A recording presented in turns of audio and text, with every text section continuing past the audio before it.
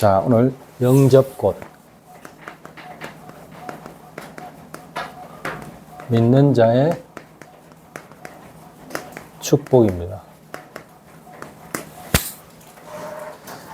영접했다는 것은 결국에는 우리의 모든 신분이 바뀌었다는 뜻이죠. 이것이 눈에 안 보이기 때문에 안 믿어지는 것입니다. 눈에 보인다면은 믿어지겠죠. 이재명이 대통령이 되기 전까지는 어떻게 해요? 신분 자체가 국회의원이었잖아요. 맞죠? 대통령이 되면서 또 그 신분이 바뀌었어요. 그래서 모든 국민이 이재명 대통령만 바라보는 겁니다. 그렇잖아요? 똑같은 원리입니다. 우리가 영적으로 운명 속에 살아가다가 죽음을 맞이하고 또 저주 속에 살아가고 또 이것도 안 되고 저것도 안 되고 방황하다가 예수님을 만났어요. 그러면 어떻게 해요?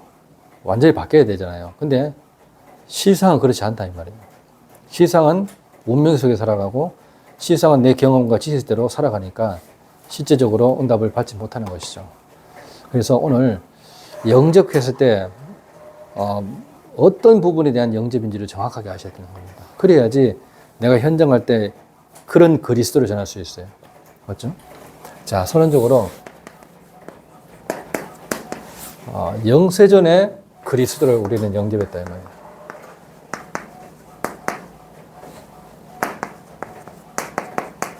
네. 영세전에 그리스도를 영접했다는 말은 무슨 말입니까? 우리의 과거 운명을 우리 스스로 해결할 수 없음을 고백했다 이 말이에요. 그렇죠? 그래서 영세전에 그리스도, 이 말은 나의 과거 모든 운명을 완전히 끝내셨다 그 말입니다. 어디서요? 로마서 16장 25절. 영세 전부터. 그리고 뭐요? 예레미야 1장 5절. 태어나기 전부터. 그리고 뭐겠습니까? 에베소서 1장 4절. 창세 전부터 예정했던 겁니다. 이 영세전의 그리스도를. 맞죠? 이 예수님을 내가 믿을 때 내 운명에서 빠져나오는 겁니다. 그렇지 않으면 천하 없는 이어서 못 빠져나옵니다. 맞죠? 창세기 3장, 6장, 11장에서 절대 못 빠져나오죠. 두 번째로 성육신하신 그리스도라. 네, 성육신하신 그리스도. 이 성육신하신 그리스도는 그 영접의 그 의미를 알아야 되는 겁니다. 맞죠? 영접의 의미. 영접의 실체. 정말로 예수님을 나의 구주로 영접했다면 나의 모든 죄가 사라집니다. 로마서 3장 23절에 모든 사람이 죄를 범했음에 하나님의 영광에 이르지 못한다 했으니까 이게 사라지는 겁니다. 아시죠? 그리고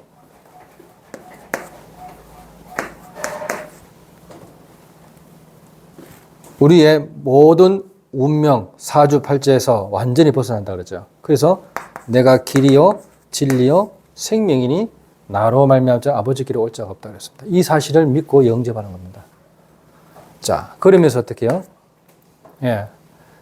우리의 모든 사단의 건설을 완전히 깨뜨리신 예수 그리스도라. 요한일서 3장 8절. 자, 이 예수님을 나의 그리스도로 믿는 겁니다. 성육신하신.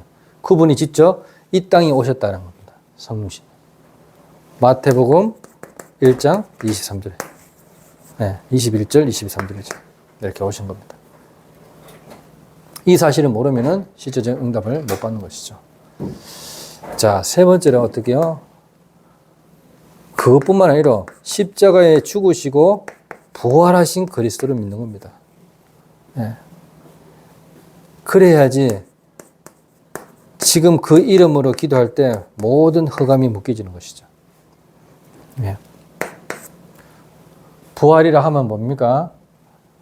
마태복음 28장 18절에서 20절. 하늘과 땅의 모든 것을 내게 주셨다. 부활 이후에 말씀하신 것입니다. 그리고 뭐요? 만민에게라고 가라. 이렇게 했습니다. 병든 자들은 일으키라. 무슨 독을 마실지라도 해를 잃지 않을 것이다. 믿는 자는 이런 표적을 따를 것이고 믿지 않을 것들은 어때요? 정죄를 받을 것이다. 사도행전 1.8절에 땅끝까지 가라 그랬습니다. 그래서 부활하신 그리스도를 믿을 때요, 진짜로 우리 속에 있는 가난이 무너지고 237이 보이는 겁니다. 예. 진짜로 부활하신 그리스도를 믿을 때 우리의 질병이 떠나가고 정말로 치유의 역사들이 일어나고 내가 손을 얹은 즉 나을 것이다 그랬습니다. 그리고 우리의 무능이 사라진다 그랬죠. 그래서 어떻게요? 서밋으로 가는 것이죠. 자, 이렇게 부활의 그리스도를 내가 믿는 것이죠. 이것이 영접입니다. 영접. 엄청난 것이죠. 사실상. 죽음 문제를 완전히 해결했는데 부활이라는 것은. 그래서 그 이름으로 기도할 때 재림주 그리스도라. 재림주 그리스도는 딴 거 아닙니다. 미래고 후대입니다. 네. 자, 재림주라 했을 때 결국엔 뭡니까? 예. 마태복음 27장 25절에 네 후대를 이거는 뭐예요? 이제 우리와 우리 후대에게 모든 저주를 돌리라 그랬습니다. 미래. 그리고 뭐예요? 누가복음 23장 28절에 예. 나를 놓고 울지 말고 네 후대를 놓고 울어라. 앞으로 이렇게 재앙이 올 것이다. 어린 양을 먹이라. 이렇게 말했습니다. 자, 이만큼 우리가 그리스도를 아는 것처럼 보이지만 사실상 모릅니다. 미래와 후대에 대해서 얘기한다면 그렇죠. 그래서 바울이 악착같이 회당에 들어가는 겁니다. 회당에. 그리스도가 누군지를 정확하게 설명하기 위해서. 당연성, 필연성, 질대성. 그리고서 어떻게 해요? 회당에 들어가서 뭐 했습니까? 정말로 그리스도가 있는 예배, 기도, 이걸 가르치는 겁니다. 그리고 어떻게 해요? 사도행전 19장 8절에 뭘 했습니까? 진짜 응답이 뭔지를 가르치는 겁니다. 하나님의 나라. 네, 이렇게. 이게 재림주 대신 그리스도를 믿는 겁니다. 그러면서 어떻게 해요? 심판주 대신 그리스도라. 이걸 믿어야 되는 거예요. 이거는 우리가 천국까지 갈 때까지 가지고 가야 될 천국 배경이죠. 그래서 요한복음 5장 24절에 사망에서 생명으로 옮겼다. 이 말이 그 말입니다. 자, 히브리서 9장 27절, 28절. 우리가 받을 심판을 그리스도께서 받으셨다. 심판주 되신 그리스도. 그리고 어떻게 해요? 빌립보서 3장 21절에 우리의 시민권은 하늘에 있다. 20절에. 그리고 만물을 복종하신 그가 하늘에 있다. 그래서 이런 심판주 되신 그리스도를 우리가 믿고 가는 겁니다. 이 5가지를 영접하는 겁니다. 맞죠? 이 완벽한 영접이죠, 이게. 영세전의 그리스도, 성육신하신 그리스도, 부활하시고 재림주로 심판주로 오실 그리스도를 정확하게 내가 믿을 때 믿는 자의 축복이 일어나는 겁니다. 자, 그렇다면 본론적으로 이 영세전의 복음이 이 영세전에 감추인 것이 복음인데 이 복음이 바울이 어떻게 설명했냐? 하나님의 복음으로 설명했어요. 로마서 1장 1절에. 이 하나님의 복음이 믿는 자에게 어떻게 해요? 나의 복음으로 나타난 겁니다. 기가 막힌 것이죠. 하나님의 복음이 나의 복음이에요. 복음은 하나님 겁니다. 근데 이 하나님의 복음이 나의 복음으로 내가 믿을 때 내 속에 거하시는 것이죠. 맞죠? 이게 나타내신 바 됐고요. 모든 선지자들 말미암아 신비의 계시를 따라 증거됐다 그랬습니다. 그래서 이것이 어디까지요? 세세 무궁토록 같이 있을 것이다. 함께 영원히. 자, 이 엄청난 축복을 우리가 다 놓지 말아야 돼. 그래서 여자의 후손이 뱀의 머리를 상하게 할 것이다. 출애굽기 3장 18절 피제사 드리는 날, 이사야 7장 14절 임마누엘 되는 날, 마태복음 16장 16절 알고 부르짖는 날 역사는 일어나는 겁니다. 맞죠? 그러니까 주는 그리스도시요 살아계신 하나님의 아들이십니다.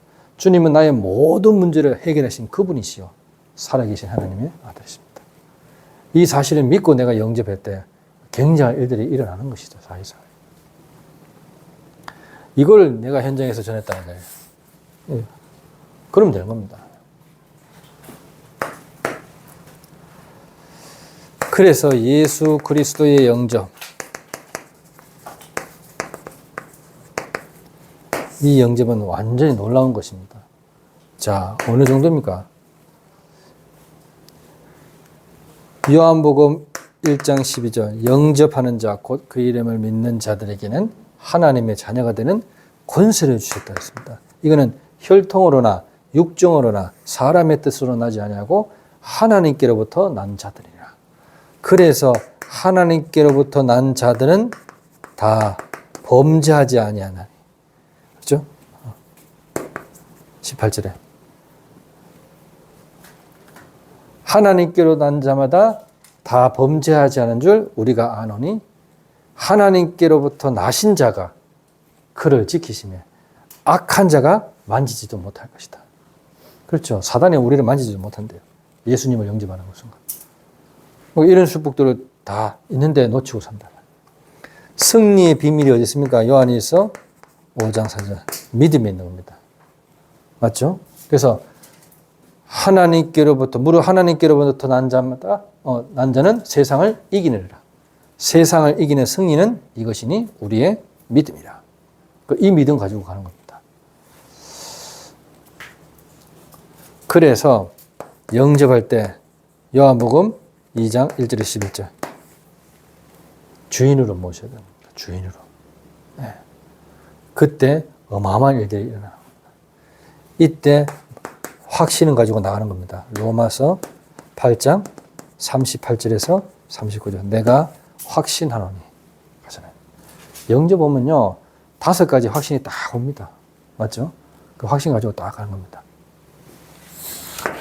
마지막 3번째로 그래서 이거 가지고 믿음의 축복을 가지고 현장에서 승리하는 겁니다. 믿음의 축복. 교회는 뭐 하는 곳이냐 했을 때 간단하게 말하면은 믿음을 가르치는 곳이다. 그렇죠? 말씀을 가르치는 곳이다. 라는 겁니다. 그래서 로마서 10장 17절에 믿음은 들음에서 나고 들음 그리스도의 말씀에서 말미암으리라. 알겠죠? 그 교회는 이거 듣는 곳이에요. 하나님의 말씀 듣는 곳이에요. 사람 보러 오는 곳이 아니고 환경 보러 오는 것도 아니고 어디요? 건물 보는 곳도 아니에요. 뭘 보는 곳입니까? 믿음을 보는 곳입니다. 아셨죠? 그러니까 하나님의 말씀이 살아있다는 것을 보는 곳이에요. 이걸 모르면은 실제적인 것은 응답이 안 오는 거죠. 맞죠? 교회 구경하다가 가는 거예요. 놀러 가다가 오는 거죠. 그래서 교회는 뭐 안 됩니까? 우리의 영혼과 마음과 생각을 완전히 치유하는 곳입니다. 맞죠? 네 영혼이 잘됨 같이 범사에 잘되고 강건하기를 내가 간구하노라. 자, 믿음의 축복이 뭐라고 그랬습니까? 다른 것이 아닙니다. 진짜로 믿음의 축복을 준비된 교회, 무슨 준비되면 모든 사람을 수용할 수 있는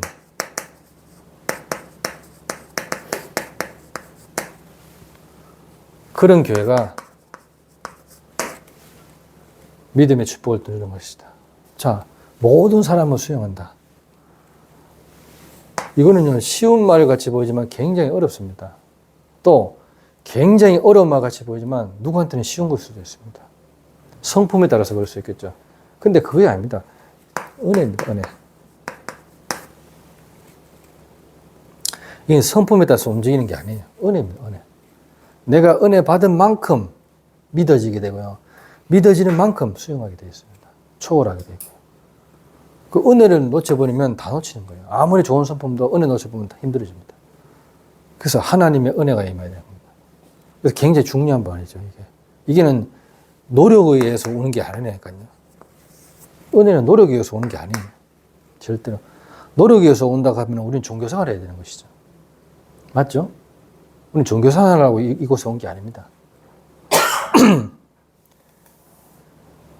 가빠에 올라가는데 그렇게 더 나이 드신 분이 젊은 사람보다 빨리 올라가요. 종교생활 하기 때문에 그렇습니다. 무슨 말인지 알겠습니까? 교회 상국대에 있어 보세요. 가는 거 안 갑니다. 은혜 안 받으면 안 간다니까요. 은혜 받으면 비행기 타고도 해외에 가는 겁니다. 맞잖아요. 그러니까 사람들 이게 노력하고 은혜를 착각합니다. 노력은 종교고요. 은혜는 어떻게 해요? 복음입니다. 복음. 완전히 다른 거예요. 종교는 사람이 시작이고, 맞죠? 복음은 뭐예요? 하나님이 우리에게 주신 거예요. 은혜로. 이거 구분 못하면은 우리는 늘 이 속에 살아갑니다. 알겠어요? 맞다, 안 맞다. 맞잖아요. 선악과가 그거거든요. 옳다, 아니다. 맞죠? 누구 정죄한다? 어떻게 해요? 누구 칭찬한다. 이래 살아간다니까요. 은혜를 살아가야 되는데. 이게 굉장히 중요한 말입니다. 아, 이거 헷갈려버리면은 여러분 지금도 여기 있지만은 다른 방송에 종교생활 하는 거라니까요. 결국 종교생활 하는 사람들이 문제를 다 일으키는 겁니다. 딴 거 없어요. 알겠죠? 종교생활 하는 사람들이 아니다, 맞다, 그렇게 하면 안 된다, 해도 된다, 이런 개념을 쓰는 겁니다. 이해됐죠? 이번 주 흘러가는 말씀 속에 다윗이 지도자의 그릇을 갖췄는데 무슨 그릇을 갖췄냐? 여러분 보세요. 시므이가 누군지 알죠? 맞죠? 다윗을 저주했던 사람입니다. 또 시바라는 사람이 있거든요. 무비보셋의 종이에요.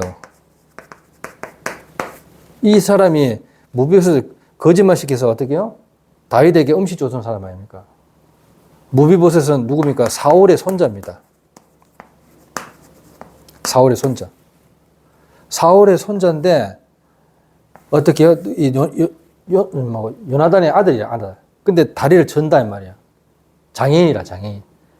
그래서 이 시바는 이 무비보셋의 종이거든요. 근데 나귀에 안장을 채워서 무비보셋을 태워야 되는데 무비보셋을 안 태우는 거예요. 안 태우고 여기다 뭐야? 음식을 갖다 놓고 여자들을 태워가서 다윗하고 같이 도망가도록 만드는 거죠. 얼핏 보면 잘하는 것처럼 보이잖아요. 근데 어떻게 무비보셋은 어디 가냐 했을 때 시바가 거짓말하는 거였죠. 그래서 어떻게 무비보셋은 예루살렘에 묶여 있었어요. 근데요, 이 무비보셋이 다음 주에 나오는데 뭐라 하냐면 발도 안 씻고 수염도 안 자르고 옷도 어떻게 해요? 안 갈아입고 계속 다윗이 살아 돌아올 때까지 기다리고 있었던 거예요. 그래서 언제 죽을지도 모르는데 아사람한테. 이런 가운데 다윗이 어떻게 해요? 압살롬과 싸워서 전투에서 이기고 이스라엘까지 전부 다 했어요. 그러면 이스라엘 지파 10지파하고 유다 지파하고 합쳐가지고 11지파잖아요. 그러면 이 11지파를 통합시켰다 이 말이에요. 남북을 통합. 통합되는 왕으로 서는 시점이라. 그 시점에 이제 어떻게 이제 시므이가 난감하죠. 그 시므이가요 오만 아부를 다하면서 어떻게 해요? 왕한테 다시 인사하는 겁니다. 네? 지난 날에 나의 죄를 용서하시고 내가 과거에 지었던 죄를 다 기억하지 마소서. 아주 뻔뻔하죠. 맞죠? 엄청나게 저주했으면서. 근데 이 다윗이 이 시므이를 용서해 준다니까요. 그리고 무비보셋, 예루살렘 돌아오니까 무비보셋도 있거든요. 니는 내가 도망 다닐 때 왜 안 따라 나섰냐 할 거야. 제 종이, 나의 종이 나를 속여서 이렇게 했습니다. 그러니까 그걸 믿는 거예요. 다윗이. 그걸 진짜 맞고요, 또. 그러면 시바를 어떻게 해요? 죽여야 되잖아요, 다윗이. 근데 여기서 뭐라 하냐면 시바가 무비보셋의 모든 재산을 다 가져갔거든요. 반반 나눠라 합니다. 반반. 반은 네가 갖고 반은 시바 줘라. 이렇게 되는 거예요. 왜? 나도 잘못한 게 있으니까. 나도 네 말을 안 듣고 한쪽만 들었으니까 미안하다 이거죠. 근데 무비보셋은 반반 하지 말고 그냥 시바한테 다 주세요. 저는 왕이 돌아온 것만으로도 기쁩니다. 다윗이 어떻게요? 무비보셋한테 배웁니다. 부끄럽게 만들어버리죠. 그리고 또 누구 나오냐? 바르실레라는 사람이 나옵니다. 이 사람은 80세입니다. 80세. 왕을 모실 수 있는 나이는 아니에요. 근데 왕을 도왔다니까요. 건널 때. 요단강을 건널 때 도왔다니까요. 그러면 이제 너랑 나랑 같이 가자 이렇게 했는데 왕이시여 저는 나이가 80입니다. 이제는 이런 것도 구분 못합니다. 옳고 그름을 구분 못하고 그냥 내 고향 가서 편히 쉬게 해주세요. 그 대신 김함이라는 사람이 있습니다. 이 김함이라는 아이가 있는데 얘를 데려서 좀 키워주세요. 뭐예요? 렘넌트.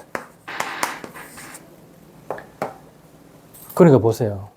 교회는요, 모든 사람을 수용할 수 있는 교회가 돼야 돼요. 누가 와도 간절한 만큼.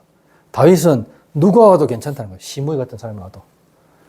이런 무비보셋, 시바 같은 사람도 용서하고, 무비보셋의 말도 잘 듣고, 그리고 바르실레를, 한마디로 말하면은, 시무 장로로 안 쓰는 거죠. 협동 장로를 쓰는 겁니다. 한마디로 말하면. 그냥 뒤에서 기도할게요. 이 말인 거예요. 그냥. 그 대신 후대를 좀 키워주세요. 이 말인 거예요. 김함이나 후대. 자, 이만큼 우리가 엄청난 것들을 우리가 듣고 있는데도 현장 가면 다 놓쳐버려요. 맞죠? 어마어마한 메시지를 듣고 있는데도 우리는 현장 가면 메시지보다는 사람의 말, 환경, 상황, 맞죠? 이런 것만 보입니다. 왜 그럴까요? 율법적으로 말하면 기도 안 해서 그렇습니다. 맞죠? 율법적으로 말하면 진짜 그래요. 율법적으로 말하고 종교적으로 말하면 기도 안 해서 그렇다고. 안 그래요? 복음적으로 말하면 시간표가 아닙니다. 지금. 알겠죠? 진짜 맞아요. 그리고 진짜로 오늘만 들었으면 그 시간표대로 기도하게 되겠습니다. 속지 말라는 겁니다. 현장 가서. 맞죠? 다 속아요. 저조차도 속는데요. 그러니까 저와 여러분들이 이 하나님의 복음을 나의 복음으로 바꾸는 그런 역사가 이번 한 주간도 일어나기를 예수 그리스도 이름으로 축원합니다. 기도하겠습니다. 하나님 은혜 감사합니다. 오늘도 영접고 믿는 자의 그 축복이라는 말씀을 주셨습니다. 이 말씀이 그대로 현장에 성취되게 하시고 정말로 복음 없이는 살아갈 수 없음을 온전히 고백하는 한 주간이 되게 하옵소서. 예수 그리스도 이름으로 감사하며 기도드리옵나이다. 아멘.